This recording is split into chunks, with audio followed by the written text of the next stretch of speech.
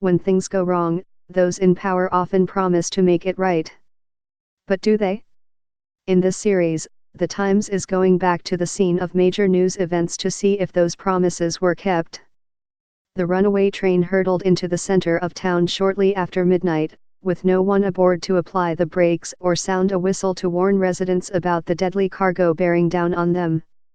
When it reached a tight curve, the freight train, going 65 miles an hour, derailed. Amid a deafening, horrific screech of rupturing metal, more than 1 million gallons of fuel spilled and exploded. The blast incinerated most of downtown Lac-Mégantic, Quebec. In a community of just 5,647 people were killed. The scale of the disaster on July 6, 2013, not only shocked and outraged Canada, it also raised alarm in towns and cities across the country, where a growing number of trains, laden with oil, explosives and toxic chemicals, were rolling through urban centers day and night. Canada's government, and the railway industry, vowed to quickly address people's fear. "This is an unbelievable disaster that has occurred here," Stephen Harper, the Conservative Prime Minister at the time, said after inspecting the destruction.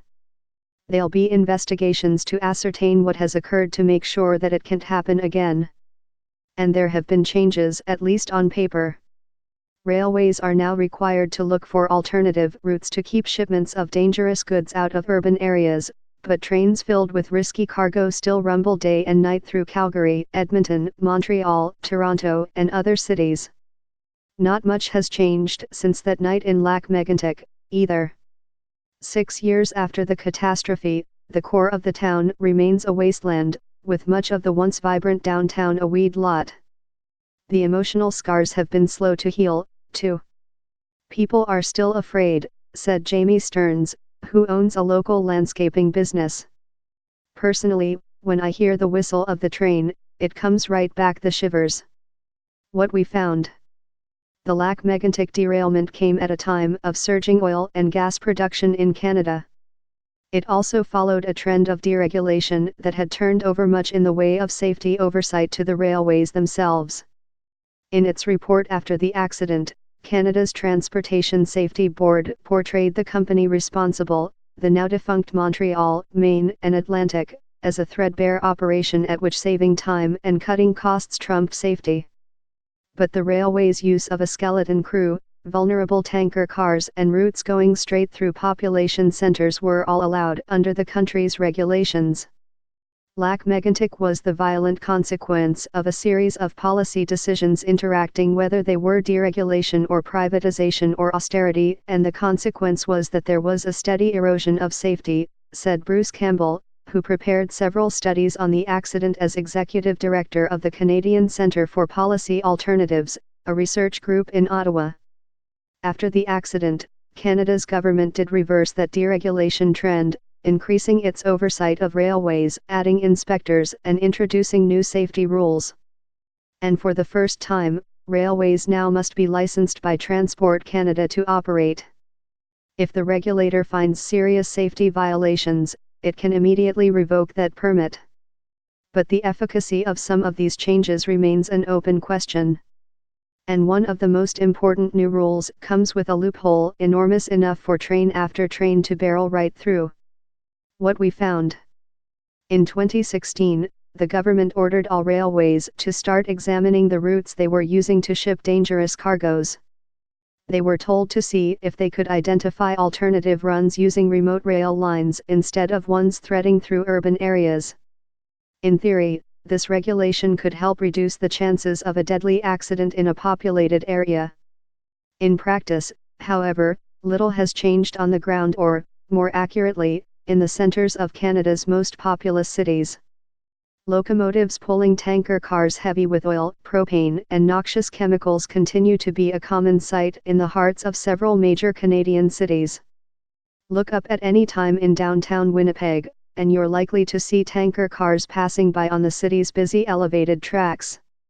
Transport Canada, the department responsible for making and enforcing rail regulations, said the railways did not give it reports on how many dangerous goods trains, if any, they've moved away from cities following their obligatory safety reviews. Canadian Pacific and Canadian National, the two major railways that haul the overwhelming majority of Canada's rail traffic, referred questions about dangerous cargo in cities to the Railway Association of Canada, their lobbying group. In an email, the association declined to provide any statistics about reroutings, citing security purposes. Ian Naish, the former director of rail accident investigations at the Safety Board, who is now a safety consultant, said the number of dangerous goods that have been redirected is probably zero. The closing of some rail lines in remote areas to increase efficiency, combined with the fact that many Canadian communities were built around railway tracks, means there really aren't any alternatives, Mr. Naish said. What we found. The government's most notable change after Lac-Mégantic, all tanker cars of the type that crumpled in the derailment have stopped carrying anything that is toxic or can explode or burn. The cars that ruptured were an old design, called .111, with limited crash resistance. Lisa Raitt, the transport minister in the Conservative government at the time of crash, announced that this design would be gradually phased out, and that by 2025, these tankers would no longer be carrying flammable products. Her successor, Marc Garneau, who took office in 2015 in Justin Trudeau's Liberal government, twice sped up that schedule, and in January of this year, the goal was met. Taking the place of many of the old tankers is a new design, with substantial reinforcement and other safety improvements, called .117. But limitations in crash testing mean that while the new cars promise much on paper, their effectiveness in a real-world disaster remains to be seen. We won't know for sure until we see how they perform in actual accidents, said Ms. Fox, of the Safety Board. I know that's not very reassuring. What we found. Another critical policy change was an order given just weeks after the disaster obligating all trains in Canada to once again carry at least 2 crew members. That only one worker was operating the Lac-Mégantic train was a major factor in the catastrophe. In the United States, the Federal Railroad Administration recently abandoned a proposed regulation that would have required at least 2-person crews on most trains. Thomas Harding was the lone engineer on the train, which was carrying crude oil from North Dakota to an oil refinery in New Brunswick. Mr. Harding took control of the train in Montreal.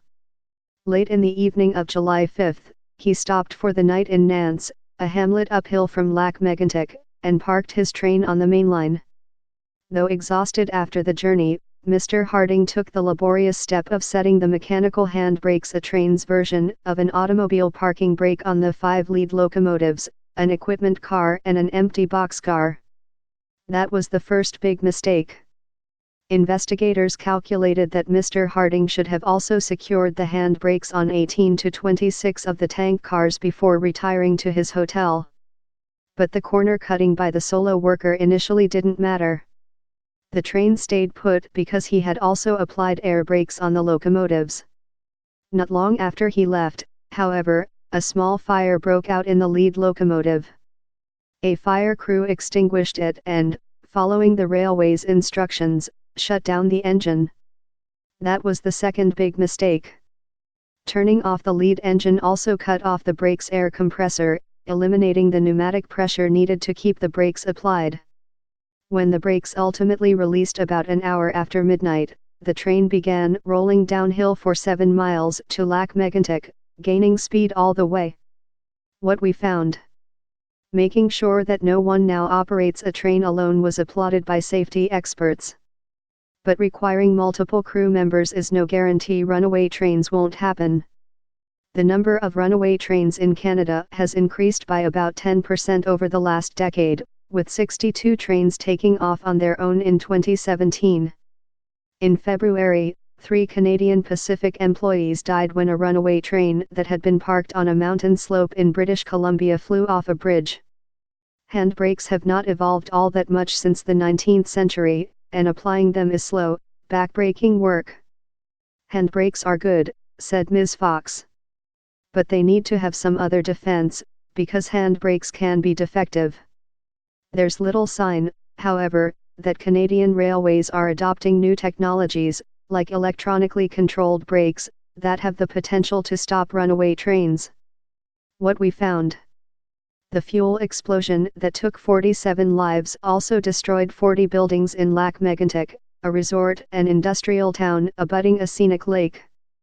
A $150 million decontamination program led to the demolition of another 37 buildings and the removal of 294,000 tons of rubble and soil. Adding to the pain of many survivors, the first thing to be rebuilt at the disaster site were the rail tracks themselves, an important lifeline for the town's factories. While new roads now run through the former disaster zone, most of it is barren, filled with underused parking lots.